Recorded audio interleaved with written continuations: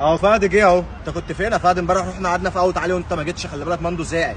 والله يا جدعان انا ما كنتش فاضي، كنت قاعد في بحري مع محمد رمضان السكه، وحشني فجاي يشوفني. محمد رمضان صاحبنا اللي كان معانا في المدرسه. كنت قلت لنا يا فهد، كنا جينا قعدنا معاك يا عم، ولا كنت جبت انت وجيت قهوه علي؟ لا يا جدعان مش محمد رمضان بتاع المدرسه، محمد رمضان نمبر 1. يا فهد ما احنا عارفين محمد رمضان صاحبنا ده نمبر 1 في كل حاجه، راجل رجوله.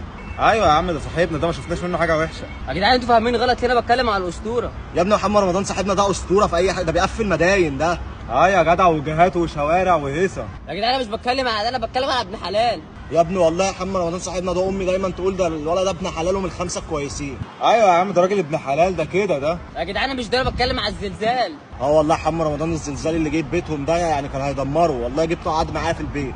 ربنا يحفظ بيوتهم يا عم، بس بيوتهم قديمه. يا جدعان انا مش بتكلم على محمد رمضان ده، انا بتكلم على الماني. يا ابني محمد رمضان صاحبنا ده اصلا اصوله المانيه بلغاريه من الورديان. ايوه فهد، وكان عايز يجيب كلب ولف الماني. يا جدعان مش هو ده، انا بتكلم على محمد رمضان بتاع كلب الاسد. يا ابني محمد رمضان صاحبنا ده قلبه اسد. ايوه صح، والاحمر على الاسد بيمنع الحسد. يا جدعان بحرم عليكم، انا كده تعبت. محمد رمضان بتاع المافيا. يا ابني محمد رمضان ده اصلا ليه علاقات في المافيا، ده مطرش. يا جدع انا سمعت ان هو واحد من المافيا. بقول لكم انتوا شكلكم اغبياء ومش فاهمين، انا ماشي.